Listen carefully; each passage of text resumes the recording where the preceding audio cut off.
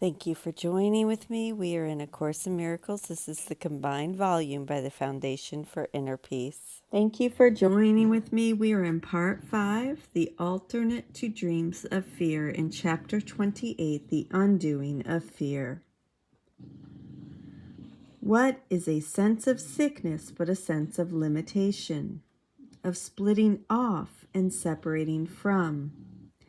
A gap that is perceived between you and your brother and what is now seen as health. And so the good is seen to be outside, the evil in. And thus is sickness separating off the self from good and keeping evil in. God is the alternate to dreams of fear. Who shares in them can never share in him, but who withdraws his mind from sharing them is sharing him. There is no other choice. Except you share it, nothing can exist.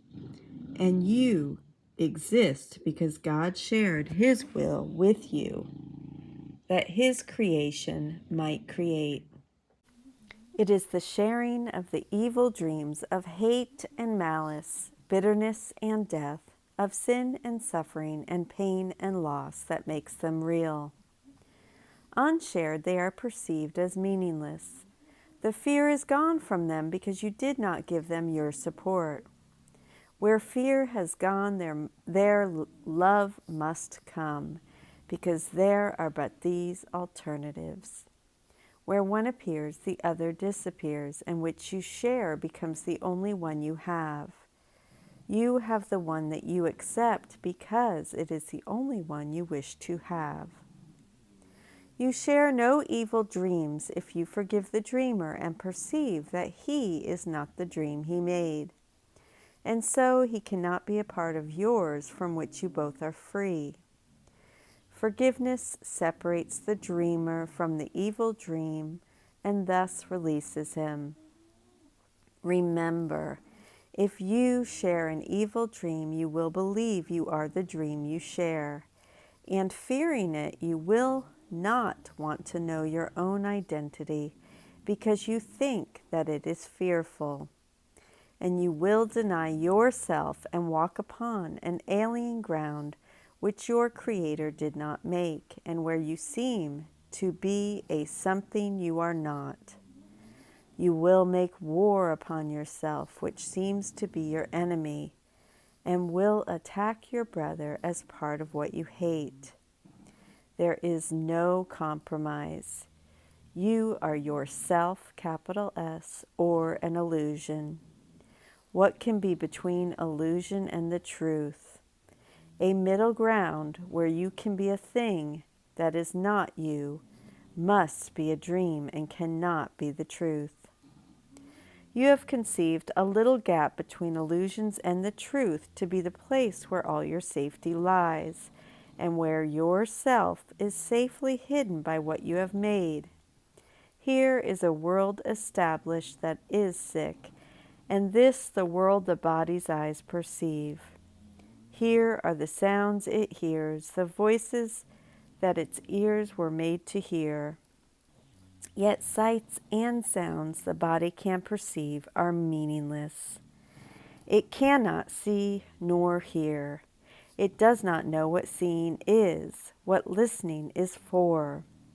It is as little able to perceive as it can judge or understand or know. Its eyes are blind, its ears are deaf.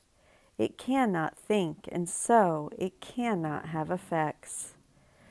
What is there God created to be sick, and what that he created not can be? Let not your eyes behold a dream, your ears bear witness to illusion. They were made to look upon a world that is not there, to hear the voices that can make no sound.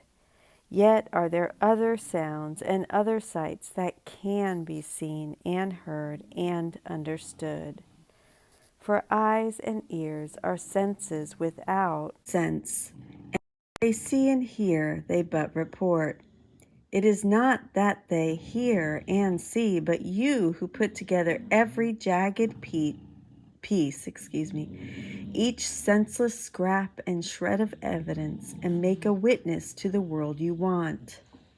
Let not the body's ears and eyes perceive these countless fragments seen within the gap that you imagined, and let them persuade their Maker his imaginings are real. Creation proves reality because it shares the function all creation shares. It is not made of little bits of glass, a piece of wood, a thread or two, perhaps all put together to attest its truth. Reality does not depend on this. There is no gap that separates the truth from dreams and from illusions. Truth has left no room for them in any place or time, for it fills every place and every time and makes them wholly indivisible.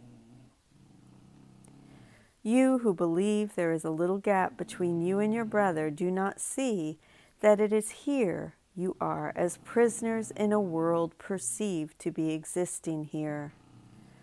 The world you see does not exist because the place where you perceive it is not real. The gap is carefully concealed in fog, and misty pictures rise to cover it with vague, uncertain forms and changing shapes, forever unsubstantial and unsure. Yet in the gap is nothing, and there are no awesome secrets and no darkened tomb where terror rises from the bones of death. Look at the little gap, and you behold the innocence and emptiness of sin that you will see within yourself when you have lost the fear of recognizing love. And that is the conclusion of Section 5 in Chapter 28. Thank you so much for joining with me, and I will see you tomorrow.